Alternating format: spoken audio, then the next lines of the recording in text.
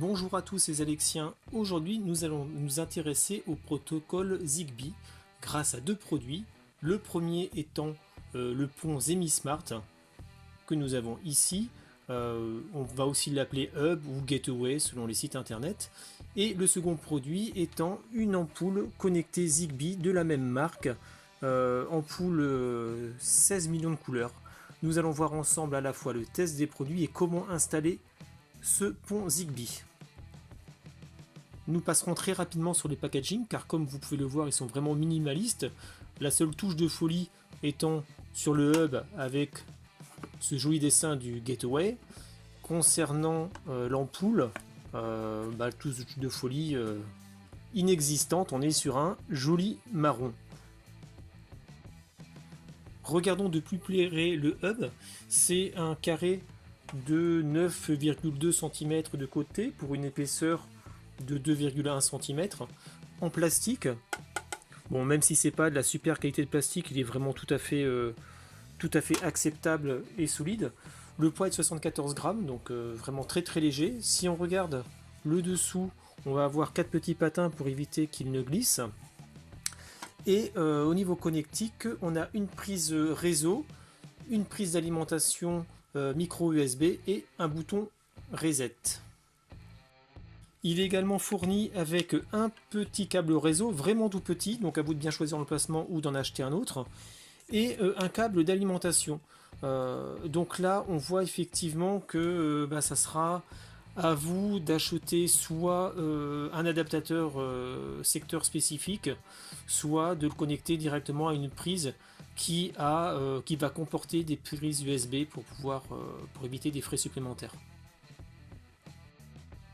Pour l'installer, nous avons pris le parti de le brancher directement sur une prise connectée avec USB et de venir le mettre sur le réseau fourni par un Wi-Fi mesh.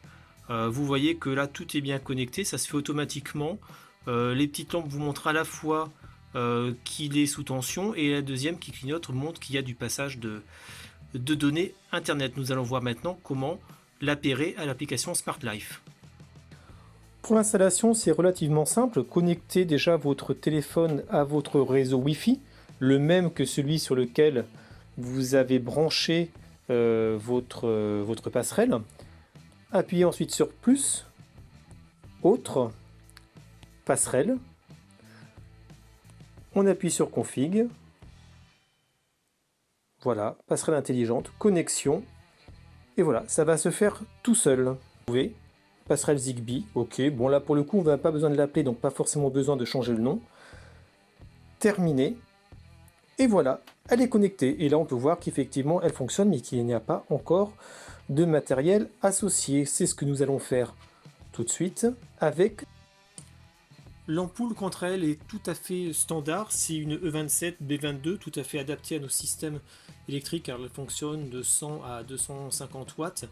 Elle a un angle d'éclairage de 270 degrés pour 640 lumens, ce qui pour le coup peut être relativement faible, à voir l'utilisation, comment est-ce qu'ils sont répartis, et puis surtout la puissance et est-ce que les lumières sont vraiment franches, intenses. On va voir ça ensemble tout à l'heure.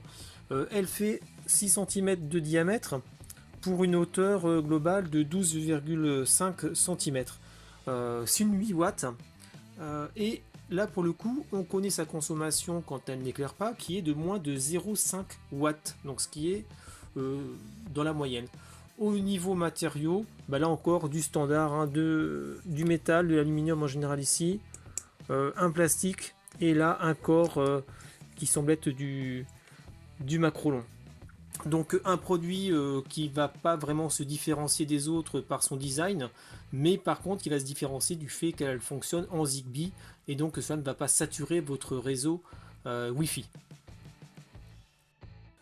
Donc afin d'ajouter la lampe, c'est relativement simple. Donc allez sur la passerelle Zigbee que nous avons déjà installée tout à l'heure. Branchez bien évidemment votre ampoule. Vous pouvez la faire rentrer en mode appairage en la faisant allumer et éteindre 3 fois. Sur le principe, c'est ce que nous avons fait. Elle ne rentre pas en mode appairage, du moins qu'elle ne clignote pas. Cependant, en faisant directement LED Already blinking, le système va la chercher elle-même et elle va venir s'installer directement.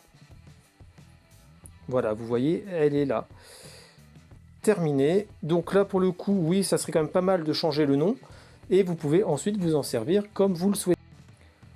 En rentrant dans l'application de la nouvelle ampoule, on peut voir qu'on peut faire varier l'intensité et la chaleur des blancs, hein, de blanc froid à blanc chaud, l'intensité également.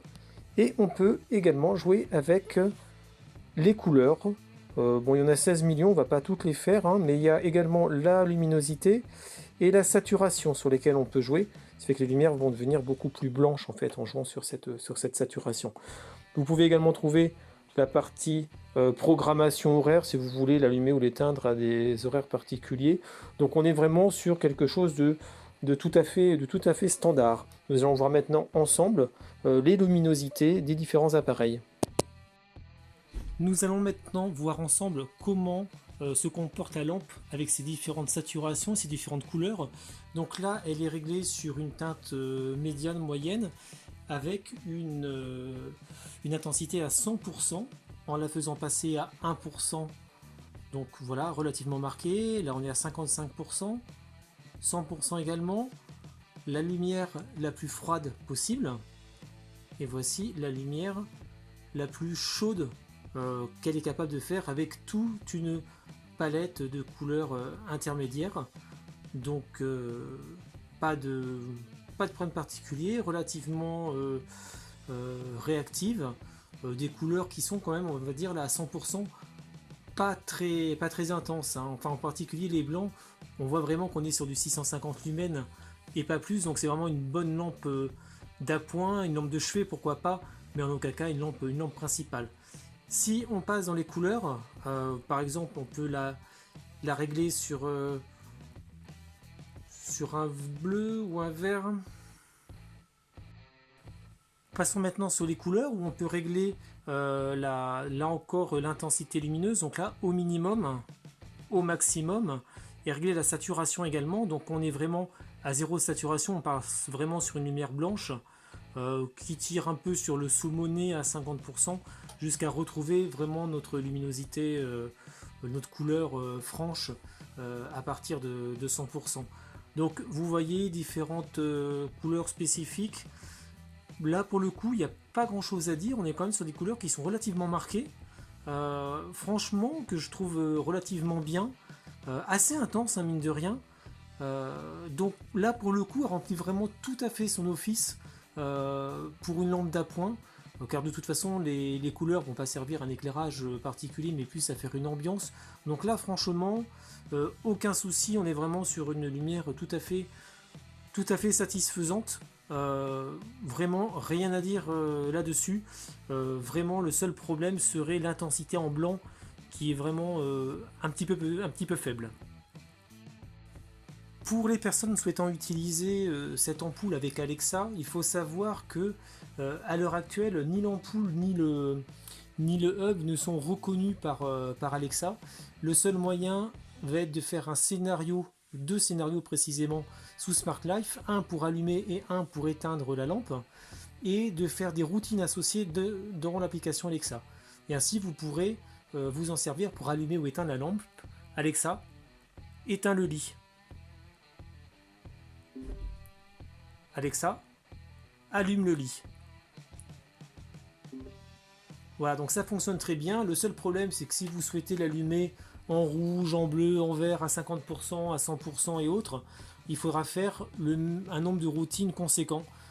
C'est vraiment le point faible à l'heure actuelle du produit. Mais bon, cela va sans dire, les choses vont sûrement évoluer d'ici quelques temps. Donc que dire en conclusion de ce test sur le Gateway et l'ampoule ZemiSmart Zigbee? Tout d'abord que, encore une fois, ZemiSmart ne nous a pas déçus. Nous sommes sur des produits qui fonctionnent très bien, d'une qualité tout à fait satisfaisante pour le prix, car l'ampoule est à 21,60 € environ en Zigbee, ce qui est tout à fait abordable. Le hub, lui, est à 35,10 €, sachant qu'avec un hub, vous pouvez mettre une centaine d'ampoules et tout autre type de produits connectés. Franchement, au niveau positif, nous sommes sur des produits très faciles à installer. Vous avez vu, il faut à peu près 30 secondes pour le hub, quasiment 2 fois moins pour l'ampoule. Le fait que tout fonctionne en Zigbee fait que de toute façon, votre Wi-Fi va vous dire merci, clairement. Il va vraiment désaturer. Concernant la lampe, les couleurs sont franches, elles sont vraiment jolies, elle est relativement réactive également.